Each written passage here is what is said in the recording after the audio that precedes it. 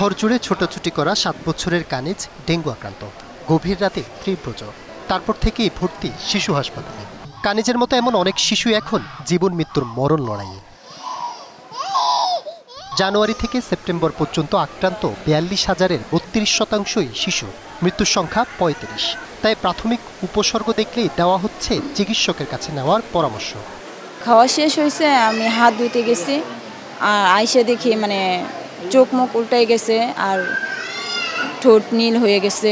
রাত্রে তো আমরা সবসময় মশারি টানায় ঘুমাই, কিন্তু দিনে তো আর মশারি টানায় ঘুমানো হয় না, এই কারণে দিনেই তো সমস্যাটা হয় বেশি। শুধুমাত্র বাসা বাড়িতে না, যে প্রাইমারি স্কুল বা হাই স্কুলগুলোতে এই অভিযানটা চালানো উচিত, যে এই লার্ভাগুলো ক্লিয়ার করার জন্য। তাদের জন্য বলবো যাতে সবাই সচেতন থাকে, অল্পতেই তারা যাতে হসপিটাল বা ডাক্তারের শরণাপন্ন হয়। ডেঙ্গুতে 56% রোগীর মৃত্যু হয় শক সিন্ড্রোমে, 50 থেকে 70% মারা যান হাসপাতালে ভর্তির 24 ঘন্টার মধ্যে। এর বড় কারণ দেরিতে হাসপাতালে আসা। ডেঙ্গু থেকে বাঁচতে গেলে আমাদের মশা কামড় থেকে বাঁচতে হবে, তার মশা নিধন করতে হবে। সেটা আমার ব্যক্তিগতভাবে আমাদের নিজস্ব যারা পরিবার তারা উদ্যোগ নিতে হবে, এলাকা লোকজন মিলে উদ্যোগ নিতে হবে, সমষ্টিগত সরকার উদ্যোগ নিতে হবে। একা কারোর পক্ষে সম্ভব না। অর্থাৎ যখনই কোনো কোথাও পানি জমবে নিজের বাসায় আশেপাশে এটা পরিষ্কার করতে হবে। এটা বিশেষায়িত কোনো রোগ না, এটা একটা সিম্পল রোগ। সময় মতো যদি এটা রোগ নির্ণয় হয়, সময় মতো যদি চিকিৎসা হয়, তাহলে আমরা সবাই মিলে ইনশাল্লাহ মৃত্যু হার কমাতে সমস্যা হবো ইনশাল্লাহ। এবছর 21 সেপ্টেম্বর পর্যন্ত মৃত্যু হয়েছে 179 জনের। এর প্রকোপ থেকে বাঁচতে সচেতনতার কোনো বিকল্প দেখছেন না চিকিৎসক।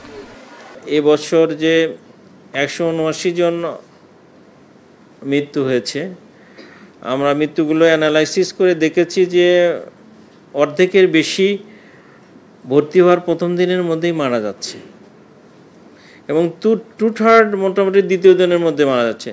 সো রুগী খারাপ অবস্থায় হাসপাতালে আসছে, একটা বিষয়। সো এইটা যদি আমরা কমাতে চাই বা প্রতিরোধ করতে চাই, তাহলে মানুষের সচেতনতার কোনো বিকল্প নাই। এদিকে নার্ভা নির্মূলে প্রচলিত ঔষধ পরিবর্তনের প্রয়োজনের কথা জানাচ্ছে সিটি কর্পোরেশন। বলছে এডিস মশার মধ্যে সেসবের প্রতিরোধ ক্ষমতা তৈরি হয়েছে।